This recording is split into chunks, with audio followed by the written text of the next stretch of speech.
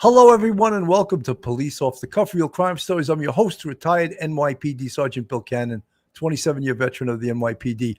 So much has happened, and so quickly, in the case of the Idaho 4. And, of course, this person you see up on the thumbnail, Bryan Kohberger. Justice is served, but is it really? Is it really? And we're going to go into that tonight because the families of these victims don't believe that justice is being served. In fact, they were anxiously awaiting for this trial to start and for the person being charged, Bryan Kohberger, with the murders of their children, Madison Mogen, Xana Kernodle, Ethan Chapin, and Kaylee Goncalves. And they wanted their day in court, and now they're going to be denied that. And from what we understand, the family just received a letter in the mail on Monday telling them about the intentions of the state. And they weren't consulted in regards to their feelings about it. But I think you'll hear from me, a retired law enforcement officer and retired FBI agent Bobby Chacon, that it's very risky to take a case to trial. And even though you believe that you have insurmountable evidence, you never know what a jury is going to do. And a jury can go the opposite way of the evidence sometimes. So it's the old expression, and I said it to Dr. Debbie when we were off the air, one in the hand is worth two in the bush. And if they got a conviction and he's never going to get out and he's going to plead guilty to the murders of these 4 young children, and he's going to get life without the possibility of parole, then why would the state take the chance, roll the dice that he could beat this case, right? Because even if he got convicted after trial and was sentenced to the death penalty, it could take 20, 25 years. There are endless appeals these days for the death penalty, and especially in a state that the death penalty is given out by a firing squad. So you could see that this could have backfired on the state. So, folks, hold on to your hats, hold on to your loved ones, hold on to your thoughts. You're about to enter true crime from a police perspective. You're about to enter the off-the-cuff zone, the police off-the-cuff zone.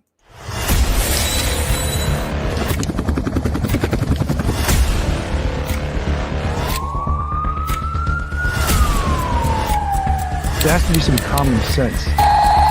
They were the ones who called 911 to get him help, and now they're calling for change.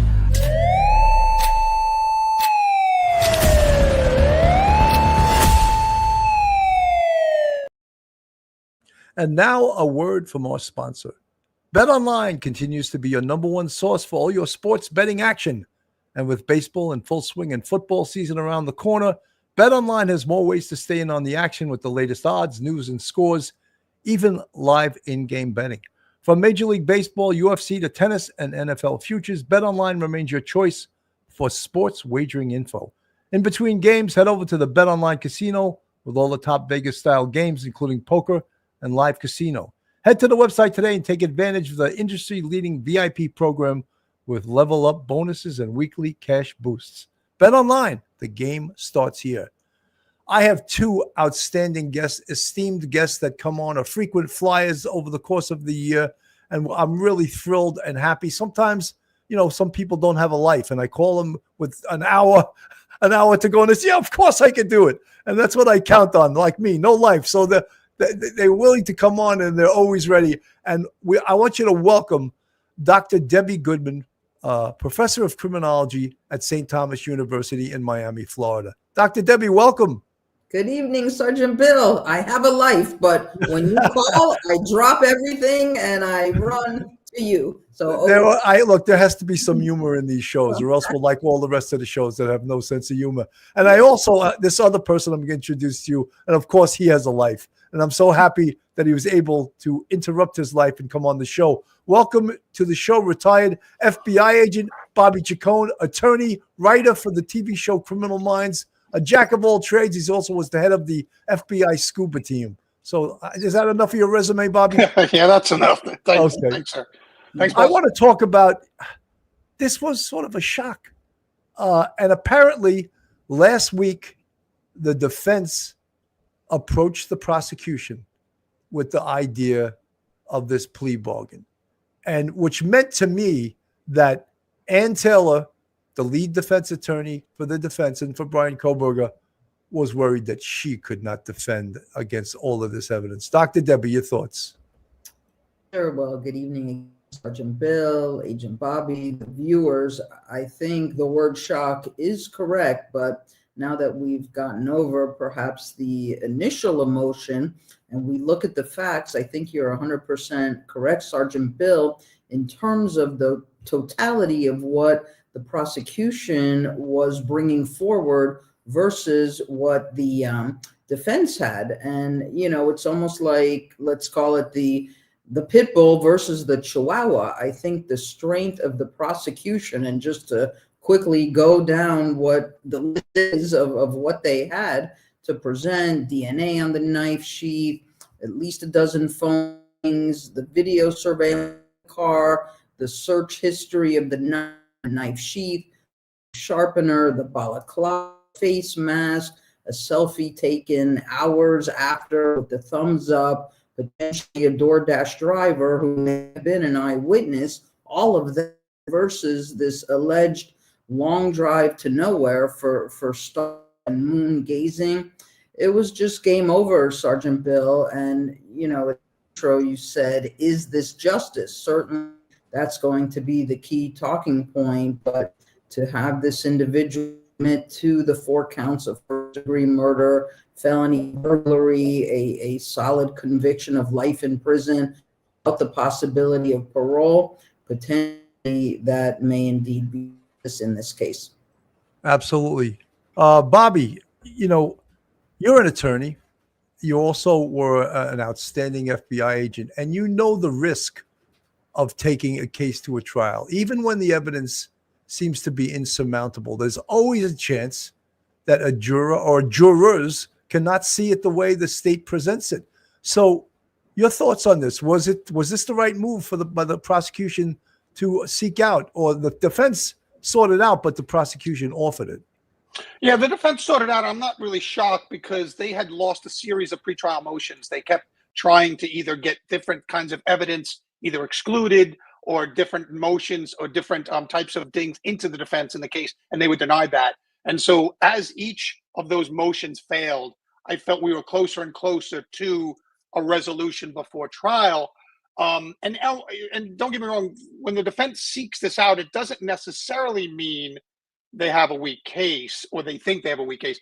It's actually due diligence on the part of a defense attorney just to see what the government is offering. And this happens even when people go to trial. You know, pre-trial, the defense attorney says, look, you know, by chance, if I can convince my guy to plead, what would you offer? You know, and then you bring that back to the client and you say, okay, you can go to trial, or this is what the government's offering. It's all, you almost have to do that to do your client right. To do due diligence on the part of a defense attorney is to present those things to the client. And then the client can choose to accept or reject it. So this happens more often than people think. It happens even, like, you know, in cases that go to trial and we never hear about it because it would certainly persuade a jury to be prejudicial to let that out, to let, oh, look, pre-trial, you know, Diddy's people asked about a plea. They don't let that out because it's prejudicial. But oftentimes attorneys do this just so their client can make an informed decision on whether they want to go to trial and fight it, or knowing what the government might offer. And I think it got closer and closer to that as they lost these pretrial motions. They lost the motion to delay the trial again. So I think that, you know, push comes to shove. I think August 3rd they were going to start the trial. It was getting too close, and then they said, you know, let's pull the trigger on this deal. Because what happens is the closer you get to trial, the less good the deal gets for the defendant, because now you're ready to go to trial. Everything's ready. Now, of course, this, you know, if you want to know justice, I mean, this is a very harsh penalty. He is pleading to life with no possibility of parole and waiving all rights to appeal. So, I mean, other than the death penalty, this is the next harshest sentence you can have as a human being. So, you know, I understand that at least one of the things I've heard Kaylee Goncalves' father is unhappy. I haven't heard necessarily from the other families. Maybe they all came together. He has been kind of the loudest of all of the family members, I think, from the beginning. He was the most critical to police, and he was, you know, and so I expected him to come out when this deal was made. and make no mistake, and I don't want to sound too callous, the prosecution has no obligation, no legal obligation to consult the family. They don't work for the family. They work for the people of the state. It's probably a good practice to do that, and it makes you look kind of sympathetic to victims and stuff. But, you know, they work for the people of the state. They have an obligation to keep Bryan Kohberger off the streets and keep the people of Idaho safe from Bryan Kohberger, you know, as long as they can. And this was a way to guarantee he never can harm another citizen outside that prison of Idaho again. And I think that, you know, like you said, I mean, we've seen, you know, the most famous one, of course, is O.J. Simpson, but we've seen what they call jury nullification, which means the jury just ignores heavy evidence presented to them and they go in another direction. It can happen. It happens for a whole host of reasons. I'm not saying it was going to happen in this case. I think they did have a great case, you know, by the list the doctor has like listed out there, that whole litany of things, particularly because if you listen to that list, a lot of that is incontrovertible. In other words, it's not eyewitness testimony that's going to be challenged or cross-examination. You know, DNA, phone records, surveillance records. Those are basically scientific. You have a hard time rebutting that evidence. You'll have a hard time cross-examining that stuff because it's scientific. That thumbprint on the knife sheath, that puts him in the room where the murders took place. There's no more damning piece of evidence, which is scientific. You can't cross-examine that and, you know, bring up the credibility. Now, you may attack the lab tests and the lab, you know, but people see right through that kind of stuff. So I think that, you know, I think they would have gotten a conviction, but I also don't think this is very, very bad for the prosecution to sign this deal. Absolutely. You know, I have a couple of thoughts, and I'm going to just throw it out there. I think one of the best people in this case was Judge Hippler. And one of the best things that happened to this case was that John Judge, the Latah County judge in Moscow, Idaho, gave them a change of venue so that it was in front of Judge Hippler, because Judge Hippler was a no-nonsense, no bullshit judge. And he saw through a lot of the nonsense that Ann Taylor was trying to present. Again, she was representing her client to the best of her ability. But the continuance, are you kidding me? It's been 2.5 years. No continuance, right? A judge, absolute, to the layman, to the people out there following this case. Oh, she needs more time. Take a walk. You got to be kidding me. The other thing was the alternate perpetrators. Oh, so you're just going to slap 4 names of 4 people that wound up in the Latah County, the Moscow police tips log, and you're going to try to pin it on them because they were in the tips log, even though the police already cleared them. So you're going to slap that. I find that outrageous. You know, and the other thing was the alibi. Oh, yes, he loves to go driving around in 0-degree weather at 4 o'clock in the morning looking at the stars. Just complete bullshit, you know. And luckily, the judge was strong enough, and he backed it up with case law to say, no, that's not happening. Denied. Be ready to go to trial on August 18th. Be ready to pick a jury on August 2nd. Be ready to do this. Be ready to do that. Dr. Debbie, your thoughts? 100% agree, Sergeant Bill. Again, as soon as Sergeant Bill and I started talking about this case when it happened 2.5 years ago, and we're looking at this individual first and foremost, who I believe, even though it has been reported that he has autism, I would respectfully disagree, and I think he has psychopathy. I think we are looking at a psychopath in Bryan Kohberger. So I would like that to be some way, somehow also discussed. And then I like what Sergeant Bill is saying about the judge. I think indeed very fair, very prudent, neutral, but and recognize it's just pure nonsense versus what is fact. And I think this whole long drive to nowhere that we have heard, if that's the best they can come up with, then what a Swiss cheese argument this is, with so many holes and nothing to be validated nor corroborated. And, you know, as a criminologist, we talk about all kinds of theories. Who knows how many dozens plus theories exist as to why people do what they do and how potentially to defend. But as soon as I heard this alternate possible suspect theory, I thought there is just no way. And particularly in large part because of what Agent Bobby was also illustrating about the true list of evidence that can't be disputed. Again, it's not like somebody saw something. This is science. So we know DNA does not lie. And I think the judge has done and will likely continue, and we hear from him tomorrow as well, to continue to do a great job in the interest of fairness and neutrality, but also fact-based information. No nonsense. You know, Bobby, one of the things that was excellent, Dr. Debbie. I'm sorry, I didn't mean to step on you, but it's in my mind right now, and I want to, while it's fresh. Bobby, one of the things in New York, if you're going to accept a plea bargain and you're going to plead guilty, you must do something called an allocution. Mm-hmm. I don't know, and you're an attorney, you know all about that. I don't know what the level of allocution is here in Boise, Idaho, even if it even exists.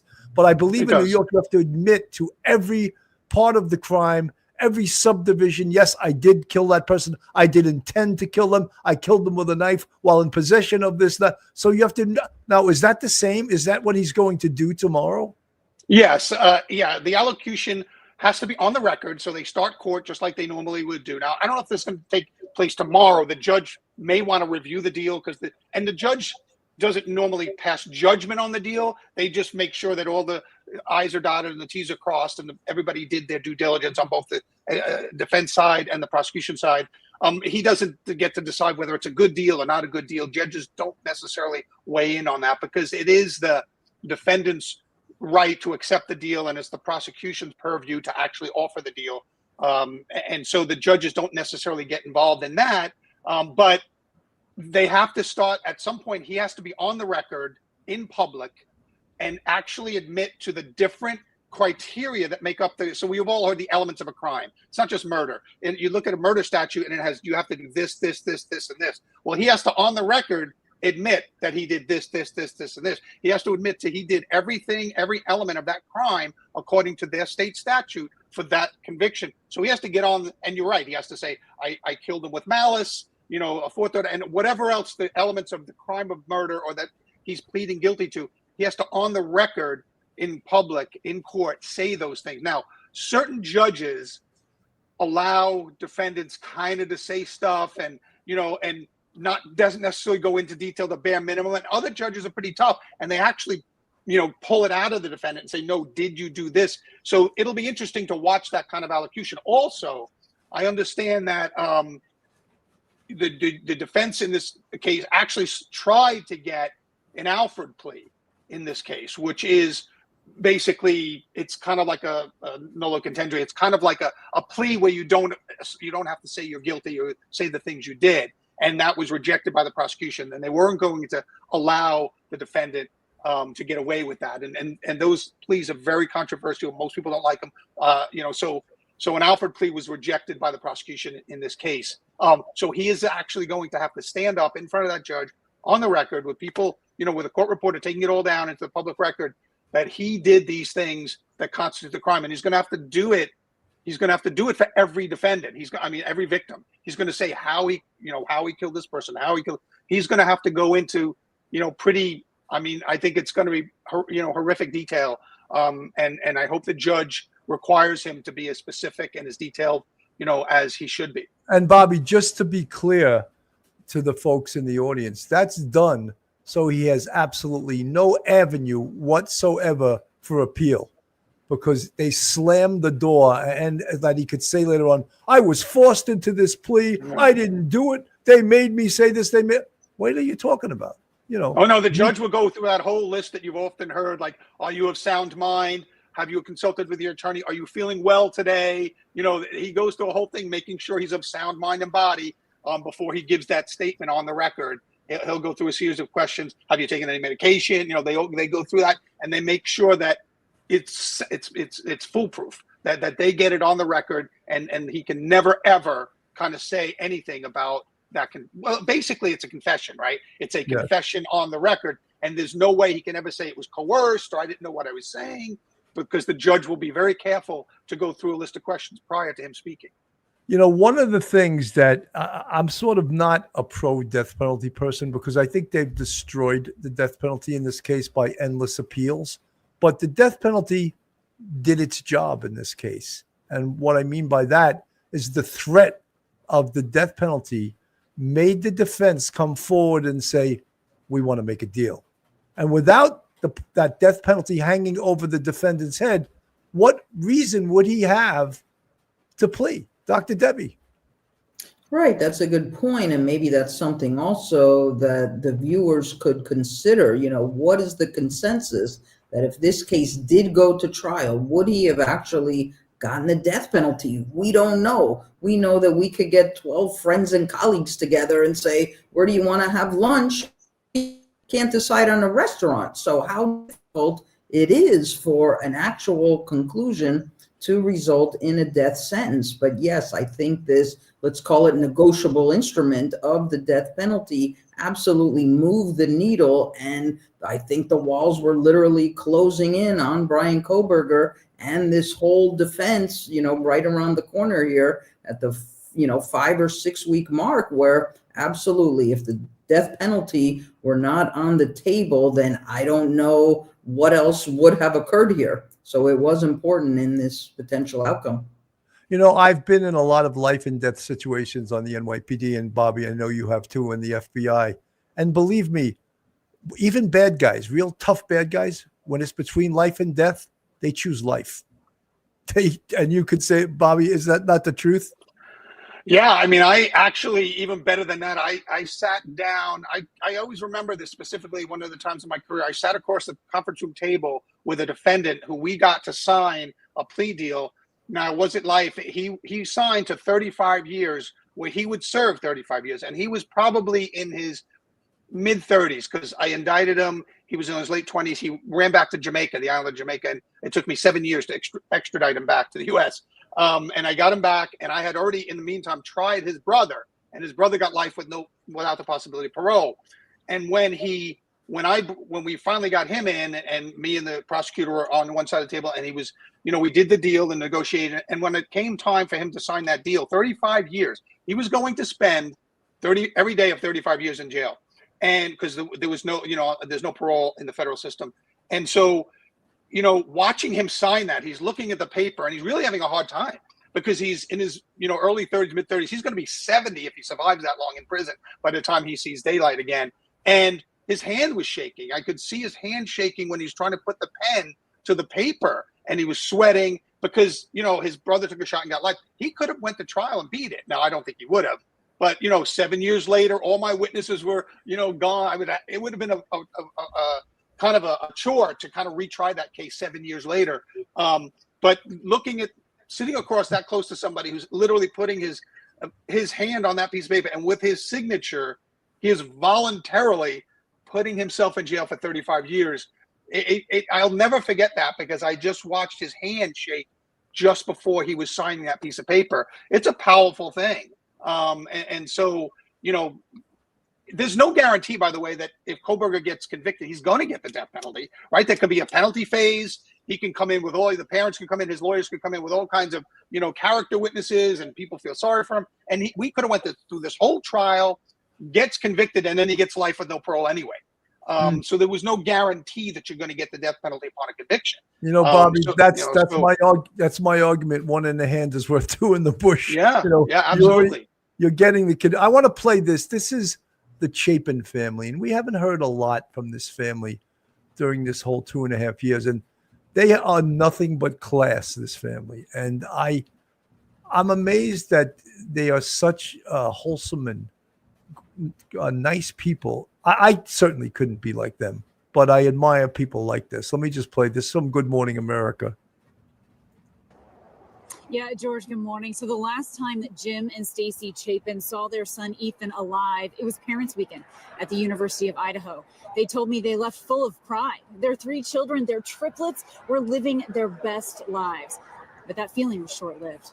It wasn't long after they learned that Ethan had been murdered in a quadruple homicide that thrust the town of Moscow into chaos. And this morning, for the first time, the Chapin family tells the story of how they stayed afloat. We just decided maybe it was best to tell our story of Ethan literally one time. He deserves it. He deserves our story of him. This morning, as the Idaho murder suspect prepares to accept a plea deal. The family of Ethan Chapin speaking publicly together for the first time since Ethan, his girlfriend Xana Kernodle, and her roommates Madison Mogen and Kaylee Goncalves were brutally murdered in an off-campus home at the University of Idaho. I miss him every day. When you lose your son at 20, you know, it's different. It's a different loss. And I miss him every single day. And I always will. Ethan, a triplet with his siblings, Hunter and Maisie, all attending the University of Idaho together. Hunter and Maisie and their parents, Jim and Stacy, now telling their story in a new Prime Video docuseries, One Night in Idaho, The College Murders, remembering their 6'4", larger-than-life brother and son. We played every sport together. Every time we went in the car, it was together, partied together. There was never a dull moment. The night before Ethan was killed, Maisie brought him to her sorority formal. She now cherishes the text he sent her before bed. So he started off by texting me, I think he said, "Dog, come hang out. We all want you here." And I said, "I'm going to bed." And then he said, "Love you." And I didn't even respond to that. I think I was asleep by then. And the "I love you" kind of stood out, though. Well, yeah, definitely. Hunter, who pledged Sigma Chi with Ethan, says the next morning, a friend at the fraternity woke him up saying the police were at Xana's house. Hunter Johnson came up to me and said, I was like, "Where's Ethan and Xana?" And he's like, "They're not here anymore." It's like, "What do you mean they're not here anymore?" He's like, "I think they were murdered last night." Hunter was forced to call his family with the news, his parents in disbelief. It drives me crazy because I've always wanted to protect my family. And there's really nothing there that I could have done.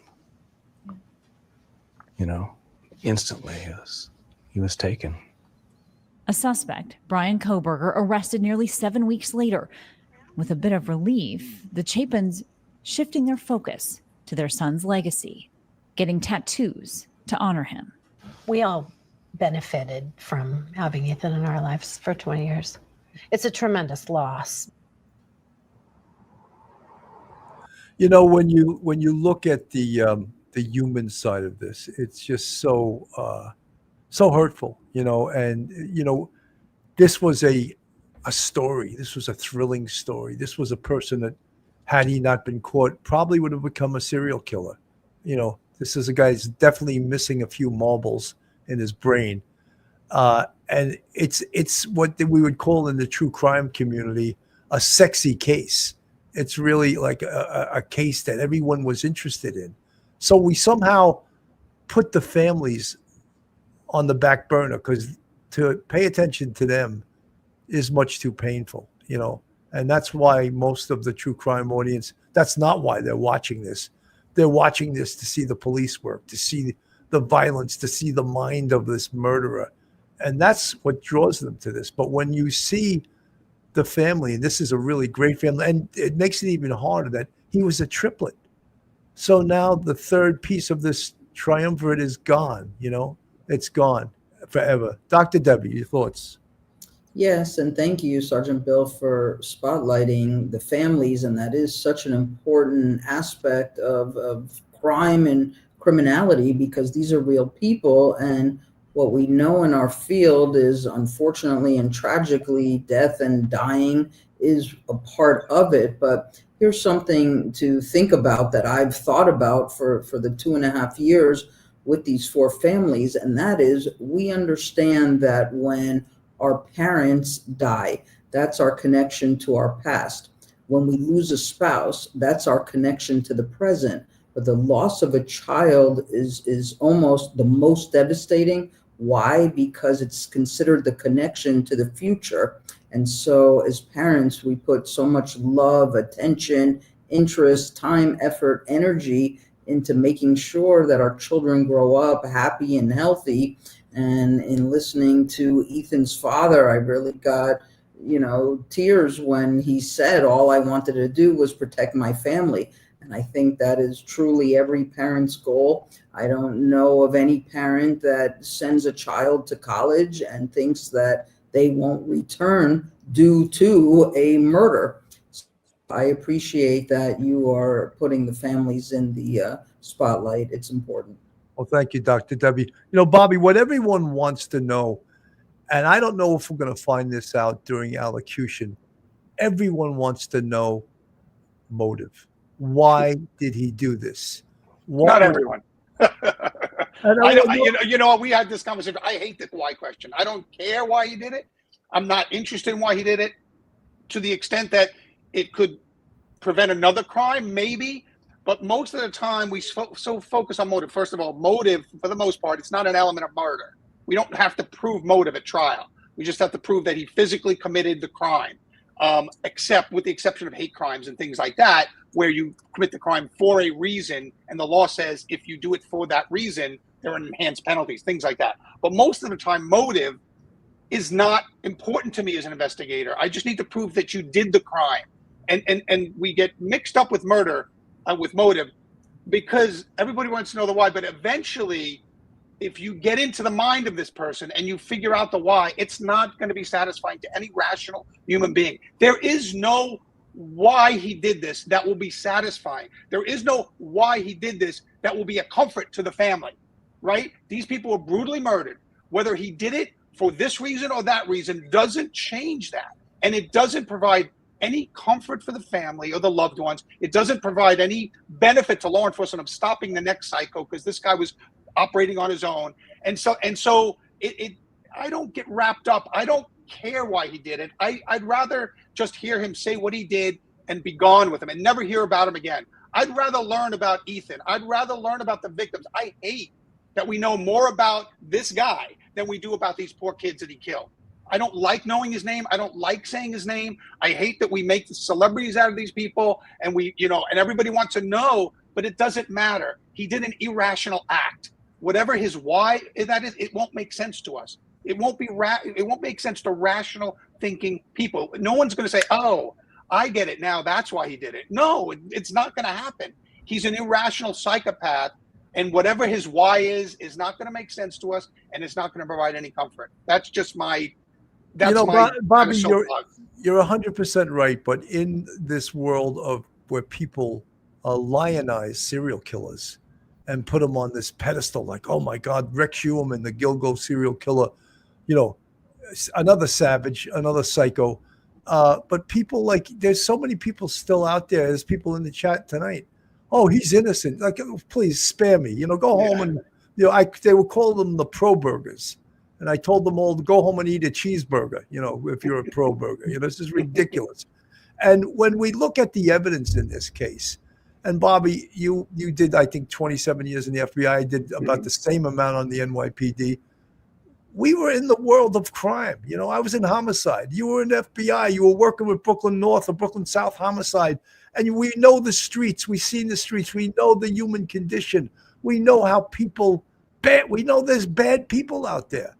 There's people in this world of true crime that are behind the keyboard. I call them keyboard warriors. That, they can't find their ass with their two hands, but they're telling us he did this, he did that, and I'm just like, and I've had some of them. I find this amusing. I've had some of them criticize myself, Phil Grimaldi and Mike, and said, "You guys are just old cops. You don't know shit." And I was like, "Thank you. I take that as a badge of courage. I'll put that on my rack of medals, and I'll put it at the highest level." But it's sort of funny, and there's still people out there saying he's being forced to take this plea. He didn't do this. All right, go home. Go home and go to sleep. Yeah. I try not to give those people any space in my life. There's too, I have too much going on to kind of give that negativity and that kind of thing. I mean, I don't know. Look, I believe he did it. I'm actually a death penalty proponent. I would have liked to see him get the death penalty. I am not upset with this deal, but again, I'm not emotionally involved in the case like a family member is. So I give them that space if they want to, have a problem with it. But again, in the end, those prosecutors work for the state, and they have an obligation to, take the best deal for them. And they felt this was the deal. Now, could they have handled it better with the family? Possibly. But that's on them. That's something hopefully they review as part of their process afterwards. And I was kind of glad in the FBI when I was going through, they had what we call victim witness assistance program people. They were trained to deal with family members. I was not. I was trained to find out who did it. I went to your NYPD homicide school. I was trained to find the killer. And so somebody else was trained how to talk to victims' families and how to kind of navigate their way through the system, because in New York there's a lot of assistance that comes along with being a victim or a witness and stuff, and so navigating all those things with somebody else. Bobby, can I just stop you for Sure. 1 second? No, on the NYPD, they used to call community affairs the hug squad. I just wanted to throw that little. I'm not a hugger, so right there. I wasn't either. I was a crime fighter like you, but right. There has to be a hug squad, though. You do right? need No, cops absolutely. Those people do God's work. They do tremendous work, and they help the families, and those families are entitled to that. And that's a good expense of our tax dollars, is to go to the families and provide them services that they need to get through a horrific event that no one should ever have to live through. And I don't have any problem with people who do that work. It just wasn't my role. We all have different roles in the process. It just wasn't my role to do that. And I had to focus always on, getting the killer and help the prosecution get a conviction. Well, Bobby, the next time I see you, will you give me a hug? I can't guarantee that. I'll try. Let me take you guys off the screen for 1 second. A quick commercial. Folks, this is Police Off the Cuff, real crime stories. If you like real crime, true crime, you're in the right place. And if you want to contribute to us, we have a Patreon with 4 different levels. We also have a YouTube channel membership with Cannon of 5 different levels, and you can contribute to this channel. Just make sure you hit the subscribe button, hit the like button, share us with your friends and your family members. One of the things is, I think really what was the catalyst that drove the defense to approach the prosecution and request this plea deal. And I think it was a couple of things. I can't point to one thing, but obviously, to me, the smoking gun piece of evidence, if we can call it that, was the DNA on the knife sheath. That is just irrefutable. You can't argue it. There are still some idiots out there arguing, the police planted it. Yeah, they didn't know who the perp was, but they planted a minuscule amount of his DNA on a knife sheath that it turned out that he ordered on Amazon 8 months prior. Yeah, they did all of that. They did that too. They have a crystal ball and they can predict who's the perp going to be, and all of those things. So those pieces of evidence, the white Hyundai Elantra. I remember early on in this investigation, the Moscow police put it out there and they said, we're looking for a white Hyundai Elantra. It's a witness we want. And I knew right away, that's not a witness. That's the perp's car, and you know it, So there's the nexus between that car and then, of course, the Ring cameras that caught that car driving around by 1122 King Road prior to the murders. And then just lately, it comes out that we have the DoorDash driver that probably is an eyeball witness to seeing Bryan Kohberger in front of 1122 King Road on the morning of the murders. Dr. Debbie, I see you're all excited. Your thoughts? No, I'm in complete and total agreement, Sergeant Bill. We're just literally going down the list, checking everything off, all of the boxes. DNA for me was the tipping point where it all started on the button closure of the knife sheath. But again, the totality of it all, and the phone pings and the car on the video surveillance, and then all of the search history. I mean, who's searching with this type of organized manner of a knife sheath, a knife sharpener, and a balaclava? We call this part of their toolkit. This is what the serial and mass murderers do. This is what they bring to their crime scenes. So it was just unbelievable. The thumbs up selfie in such a grandiose, narcissistic manner, where he appeared, smug and dark. Here it is. And no, when it comes to murder, this was at or near 6 hours after the savage slaughters. But to more succinctly, Sergeant Bill, answer the question as to what potentially happened most recently, I do think it might have been a combination of what you have mentioned, the involvement potentially of this DoorDash driver who may have indeed seen Bryan Kohberger, seen his car, And potentially, we don't know if she was going to state that she may have even seen Ethan and or Xana alive when the food was delivered from the Jack in the Box order. So I think that issue, I think this alternate defendant theory that quickly got shot down from the judge, that also tipped the scales. And ultimately, it was this now composition and compilation of it all, almost A to Z, that they realized they just don't stand a chance.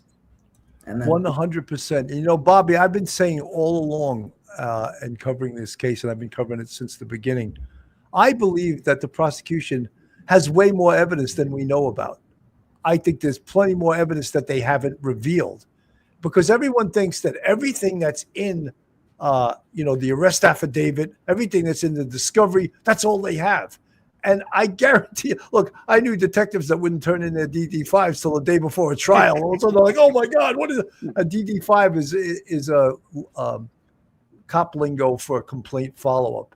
And every time a detective interviews someone, he has to memorialize the interview, everything he said, everything he did on his DD5. So there could be plenty of them out there that we're not even sure that they exist. Your thoughts, Bobby? Well, it's a good point, because remember, if they do exist, the defense knows about it, because during the discovery phase, the defense has to get access to all that information.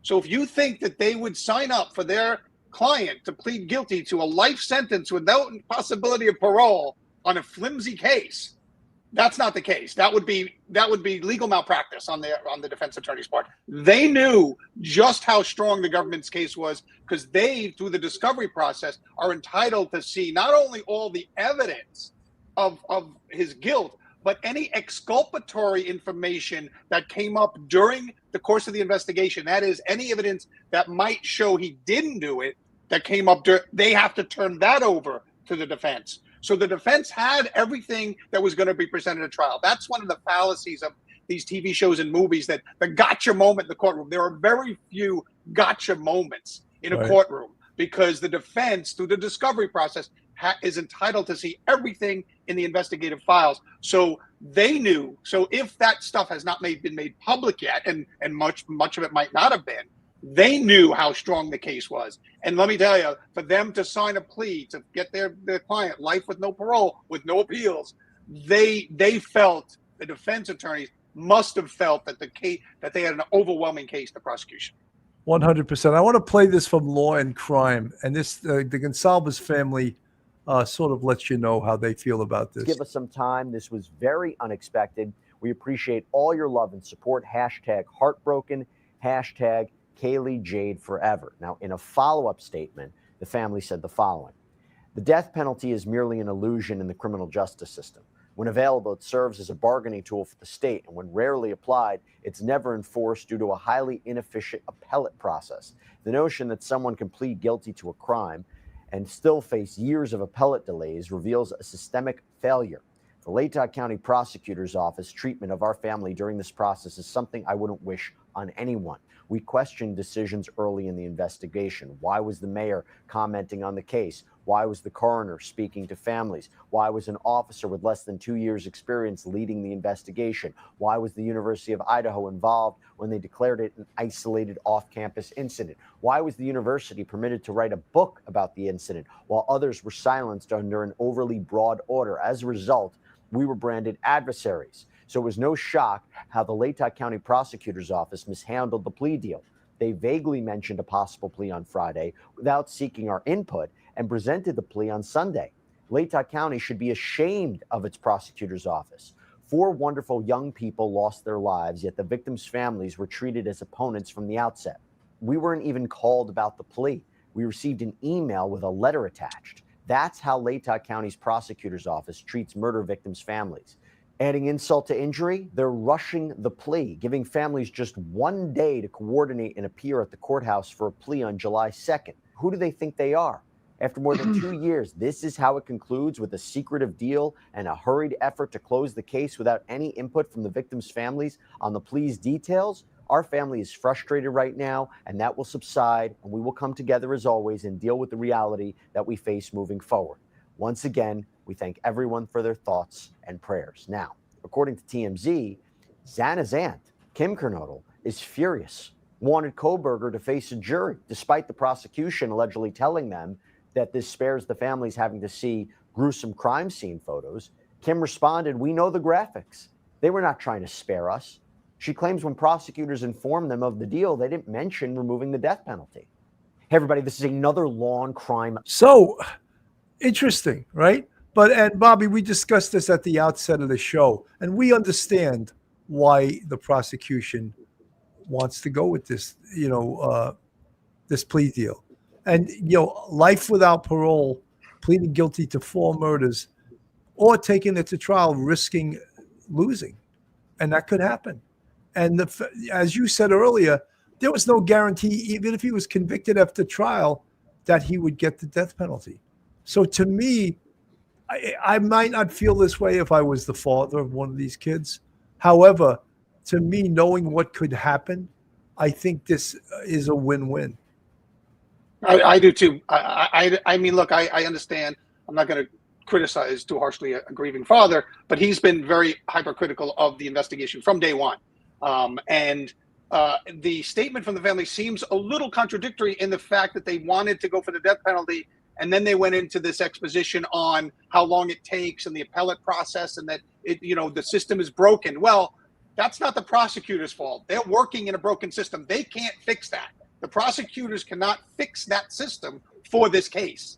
That takes the state legislature, and it takes a lot of work and many years to fix that broken system. If that's your argument, that argument should not be directed at the prosecution, because they're working within a broken system. They're doing the best they can, and that's not their purview. They can't fix that endless appeals on death penalty cases or anything. So it's like they shifted. They said, like, well, we wanted to go for the death penalty, but the death penalty process is so broken. Well, which one is it? Like, did you want to go, or did you want him subjected to this endless appeals? So, I understand that there's an emotion involved. I haven't heard from the other families. I've always heard from this family throughout the whole time in this case. And I get it. They're grieving and they wanted their pound of flesh. I get that. And I would have liked to see him go to court, and I'd like to see, him get the death penalty. But to act like this is some kind of deal for Bryan Kohberger, that he's getting some kind of, we shouldn't even call it a deal. He's pleading to the highest sentence you can possibly get in many states. Many states don't even have the death penalty. So this is the harshest penalty in many states for murder. So, and there's no guarantee that he wouldn't have been sentenced to this after conviction. And quite frankly, look, prison's not a nice place. There's a possibility that Bryan Kohberger leaves this earth, even under this plea, before he would have been executed if he received the death penalty. Prison's a dangerous and not a pleasant place, and so. Bobby, you're right. He may get prison justice, and which for some guys, anything's possible. We know where he's going to be, at least. Yeah, absolutely. So one of the things, and I said it earlier on, is that states that have the death penalty, at least they have that as a negotiation chip to use to get what's going to happen tomorrow. Your thoughts, Dr. Debbie?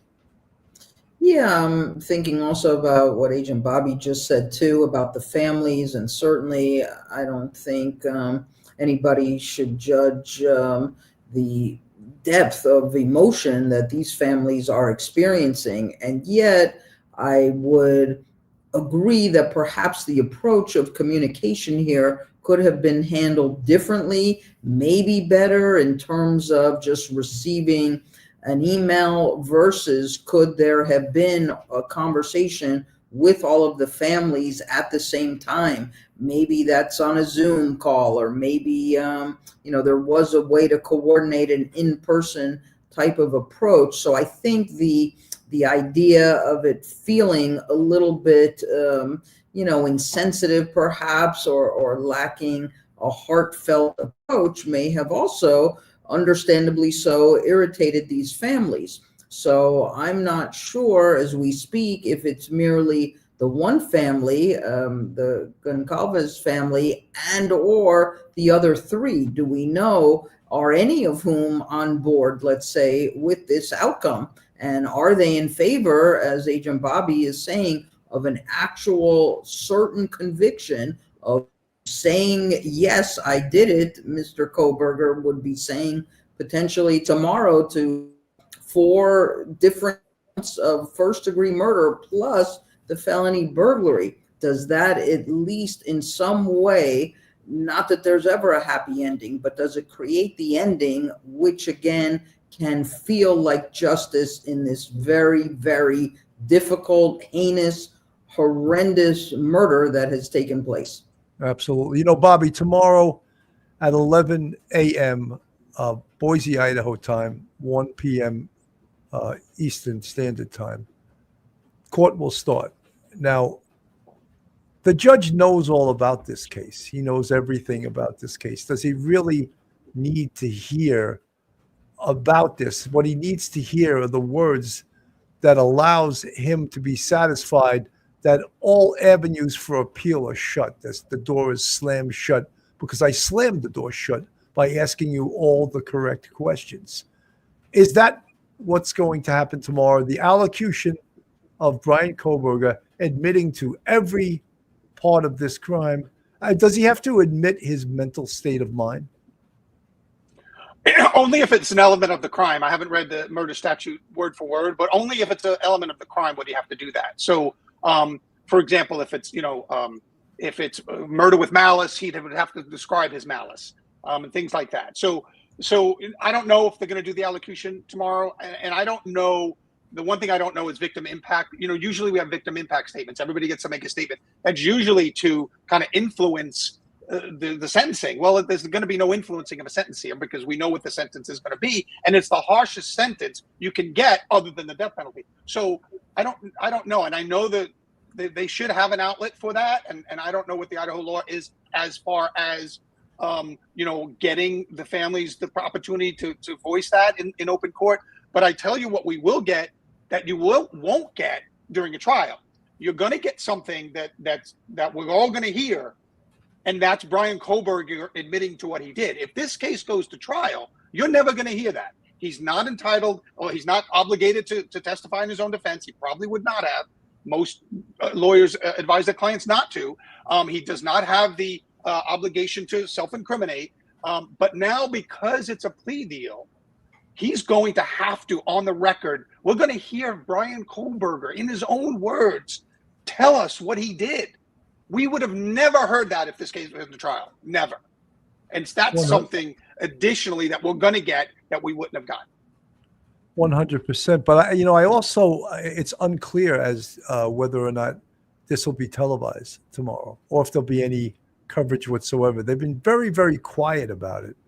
And that's a little unusual since it was agreed that there would be cameras in the courtroom. And this was, and Bobby, by the way, I want to thank you for you gave me a heads up that this was happening tomorrow before News Nation actually even came on the air. But I wasn't going to go report it before I heard a broadcast station first say it. Well, you don't trust me? I told you it was going to happen. I trusted you, but Bill Cannon from Police Off the Cuff, sue him. So they can have my $22 in my bank account, if they want to sue me.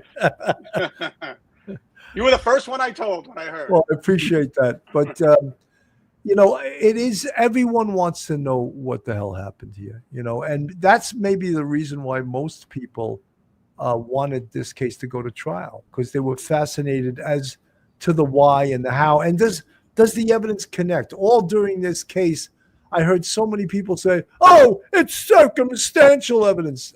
I go, you obviously don't know about circumstantial evidence. Circumstantial evidence can be some of the most powerful evidence there is in a case. So stop poo-pooing it by saying, oh, it's just circumstantial. Dr. Debbie. Right. And I will admit, probably what I'm about to say won't be popular, but I am a criminologist and I would like to know the why.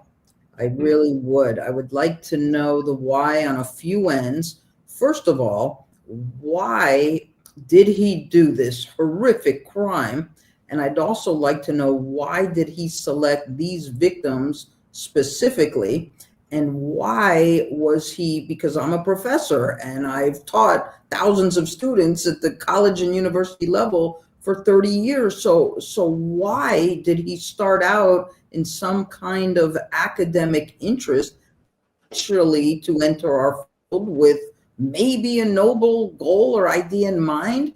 And why did that shift so far away from what we pride ourselves on so much in our field, which is ethics, which is character, integrity, nobility? So respectfully so, I would like to know the why. No, and Doc, I agree with you. And I two of my best friends, and I talk to them almost every day, are two FBI profilers, and they want to know. They're dying to know because that was their business. It's your business. And that's, I get it. And there is, you know, I probably was too harsh, but there is something to be learned. There is probably some benefit to people like yourself who study these things. There's probably is some benefit in the future to analyze other people that may be, but I'll ask you this because I heard it in the beginning and I don't know the answer to this. And something you just said reminded me of the question again. Do you think, is it possible, and like I said, I have no idea, I'm actually interested and curious about this. Do you think a guy like him could have actually gone into that field from the very beginning, wanting to learn how to get away with crime because he intended to get away with crime? Yes, thank you for that question. I have thought about it, and I do think that is a possibility. I really do.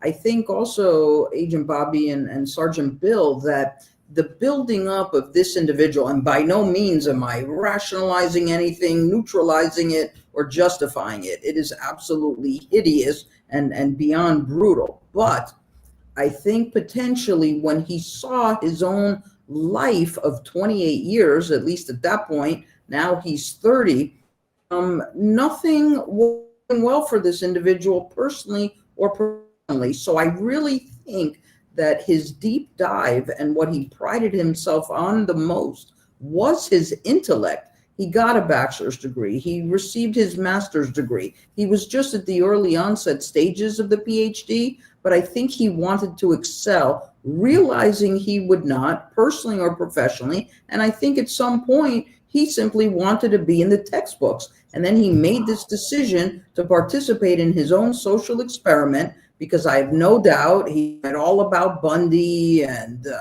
BTK, Dennis Rader, and John Wayne Gacy, and all these people, and thought, maybe I could do this, and maybe I could get away with it. And something Sergeant Bill said in an earlier conversation, that, and I believe this to be true too, if he did get away with this mass murder, I absolutely think he would have gone on to become a serial killer. And I do think then he would have participated more in the lust murders and the sexual victimization of his victims. You know, Bobby and Dr. Debbie, I think early on they mentioned that he was possibly an incel. And I had never heard that term before. I like, NYPD, homicide, Manhattan North. We don't hear about that kind of shit, and that he was involuntarily celibate.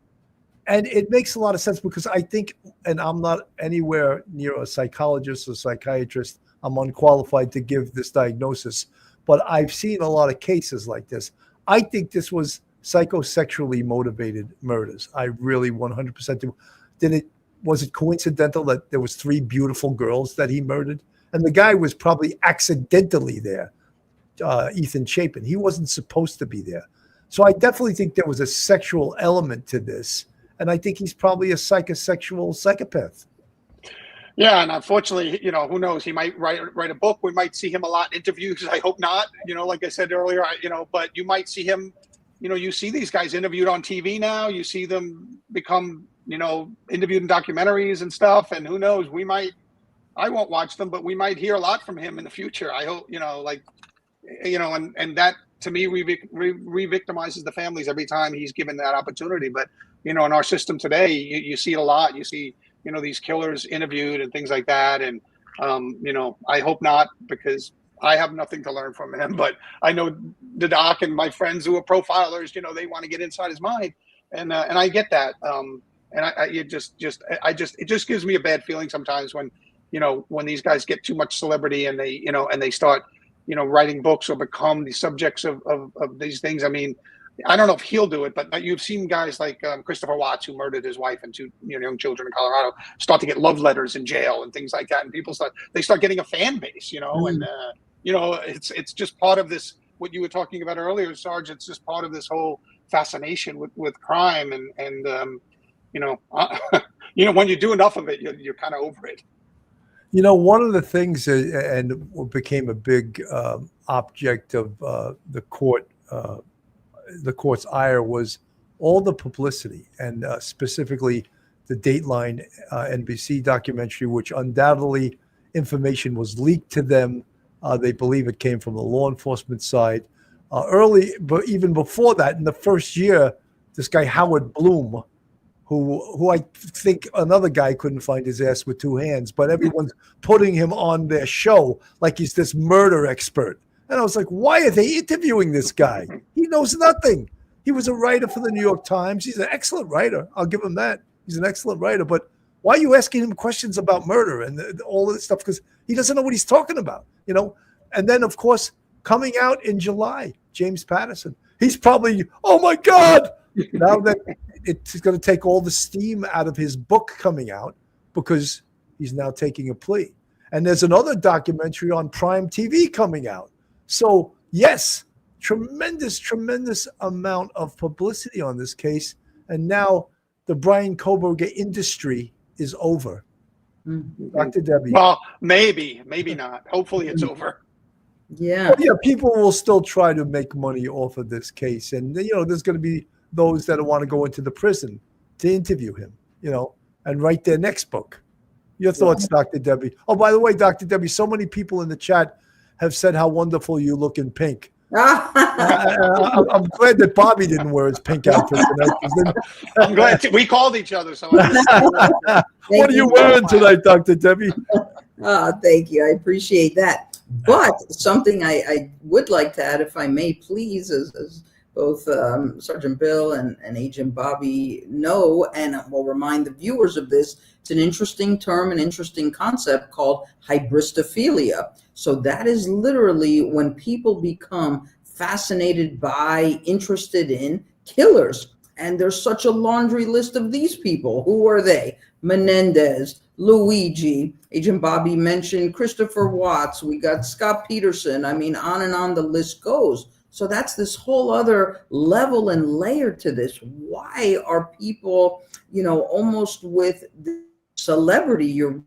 These are killers. These are monsters who have done heinous things. Why would we potentially put any of these people on a pedestal is really very disturbing. But do we want to understand the how and why? Potentially. Would we like to know how to prevent this in the future? Yes. But I absolutely agree with what you're saying. There is no reasoning behind or logic to making these people into some type of celebrity status to be admired. Absolutely not. Bobby, I got to share this. Someone in the chat said, I think Bobby would look good in a pink striped shirt. Next time. I will try to get one next time. He's FBI. FBI is more conservative. They don't wear those colors, They're not as flamboyant. Something that Doc mentioned opens the door for me for a shameless plug. So I currently have a show on Hulu called Murder Has Two Faces. And what we do, it's only 3 episodes. And what we do in each of the episodes is we take one case that you know of and that the doc just mentioned, Scott Peterson, Lacey Peterson case, and another case that's almost identical and that received no publicity. And we put them together and say, why does one case get all the publicity? So, for example, in the Lacey Peterson case, which I was, I took my dive team up there and we searched the Bay for Lacey. So I was personally involved in the Lacey Peterson case. 4 months before, Evelyn Hernandez goes missing, 8 months pregnant in San Francisco, winds up in the water, washes up in the water. And Evelyn Hernandez's case got almost no publicity. In the same city, basically. I know Modesto and San Francisco, same general area. Lacey Peterson basically gets global publicity. And Evelyn Hernandez, because she's a legal immigrant from San Salvador, she's unmarried, her case gets almost no publicity. And they kind of knew who did it, and they needed the public's help. It didn't generate the publicity. And, boss, the equation I use is, press equals pressure, right? Press equals pressure. Because, it's making the press. The bosses are under pressure to do something. pressure equals resources. The more pressure the bosses are under, the more resources I'm going to get, the more help I'm going to get, because the boss is like, what do you do with that case? Where's the case at? And then resources equal results. Because the more I can get, not every case, but generally, the more help I can get and throw down range at the same time early in the investigation, the more chances I'm going to get a result that we need. And so, each of the 3 episodes takes one case. The second episode, I believe, is Gary Condit was a congressman, and his intern was, oh my God, I can't remember her name. She disappears going out on a run in D.C. Sorry, what was her? Does anybody know Gary Condit's? I should know this. I used to remember her name too. Yeah, you remember? She's that case received tons of publicity. Well, Joyce Chang, the only reason I know Joyce's name, disappeared around the same time in D.C. is because I was tasked to take my dive team that I was in New York at the time leading and down to Virginia to search for Joyce in the river. Again, 2 cases.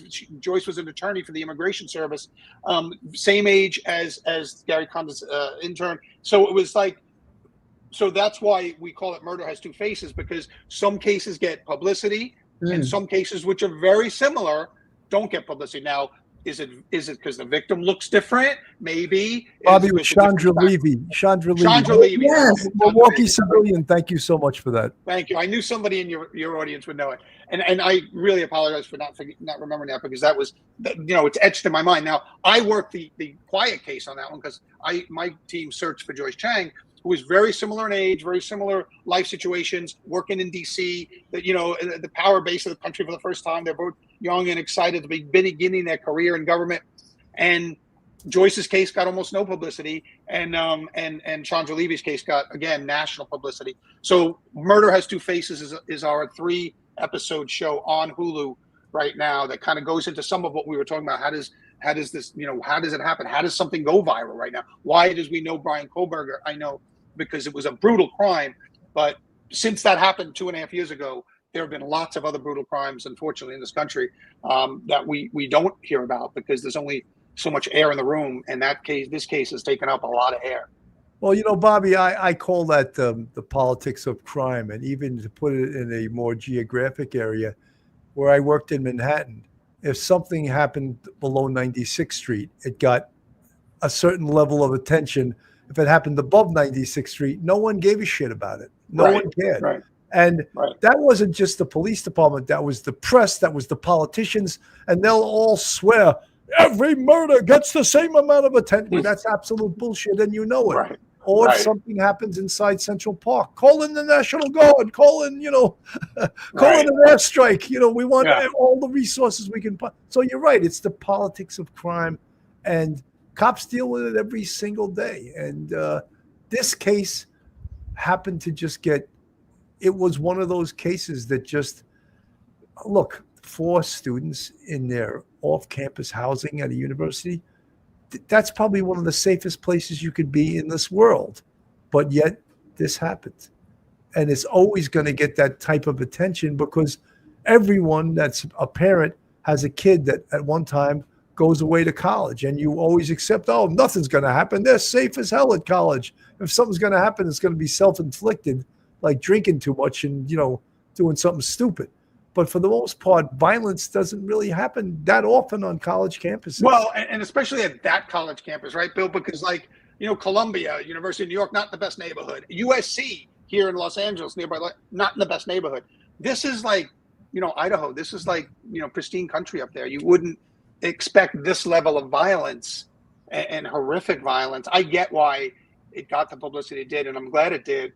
But man, it was brutal, and I hate that. I'm not looking forward to hearing what Bryan Kohberger has to say, but I'm going to be interested to hear how he describes his actions of that night. You know what I would love for the judge to do, but he probably won't. I'd love him to go to the defense and say, "Get the knife for me. I want the knife." Yeah, I mean, I actually thought that when I first heard it. If they didn't get it, I'm sure they probably asked, just tell us what you did with it. Like that. like it may be gone. It may be somewhere where like they'll never Right, it find may it. be so deep in some river or buried somewhere. Right, yeah. Or he might have thrown it out like on that cross country trip back to Pennsylvania, and he doesn't even remember where. And if it's over, he could narrow it down to a 100-mile stretch. That's not going to do much good. Right, exactly.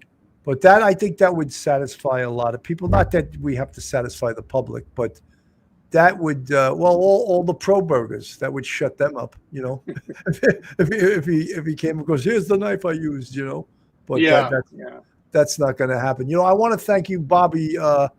We're brothers in blue, even though you wore a suit most of the time. So did I, actually. No, I didn't. My last 16 years. If you were on a squad, you probably wore a suit more than I me. wore a suit every day. And, I used to joke about it. Here we're going into the most disgusting places, and I got to wear a suit. I should be in jeans and sneakers. This is horrible, But I wore a wetsuit for almost 19 years. Yeah, that's right. Bobby was an underwater investigator, and he told me about one of his cases. It was fascinating. So, I want to thank both of you guys, Dr. Debbie. It's always a pleasure to have you on, and the chat loves your pink outfit, and next time I'll let Bobby know he can wear the pink outfit. No, the bar's been set now. This time. So, Dr. Debbie, I'm going to give you first your final thoughts. Well, again, always an honor and privilege to join you and the viewer, Sergeant Bill.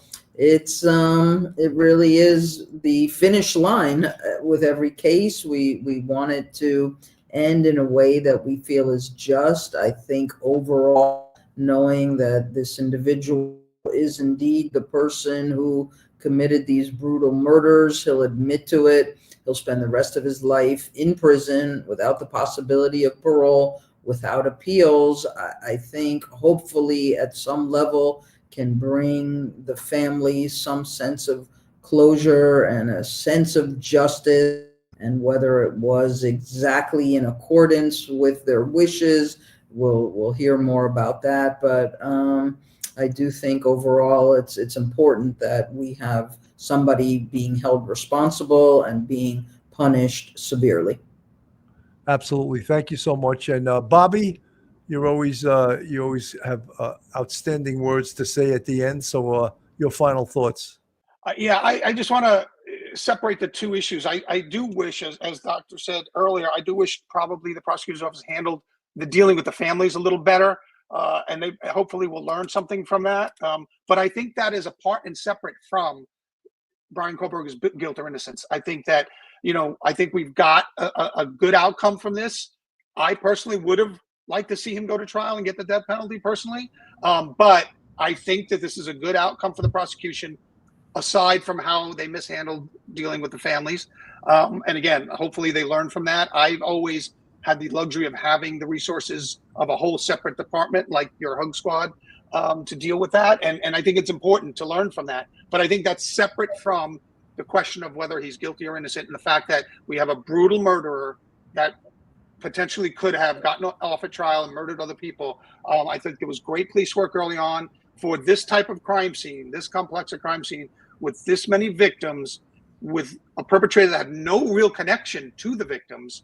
I think the arrest was lightning fast. I know there was some like, oh, why do we have any? Look, these cases are complex, and normally, you have quick arrests where you have some kind of connection between the perpetrator and the victim. So in this case, I thought it was great police work, and the prosecution won every motion, almost every motion that was thrown at them. And I think it's a good outcome. It's a good outcome for the people. It's a good outcome for the people of Idaho. And I think that I feel satisfied that hopefully he'll never see the light of day again. 100%. And again, Bobby, thank you so much for coming on. Dr. Debbie, folks, thank you so much for tuning in. And again, hit that subscribe button if you're not subscribed. This is Police Off the Cuff, real crime stories from a police perspective, but we also bring in people from the outside world, non-coppers that give their perspective. So, folks, thanks. Have a great night, everyone, and God bless. One episode just ain't enough.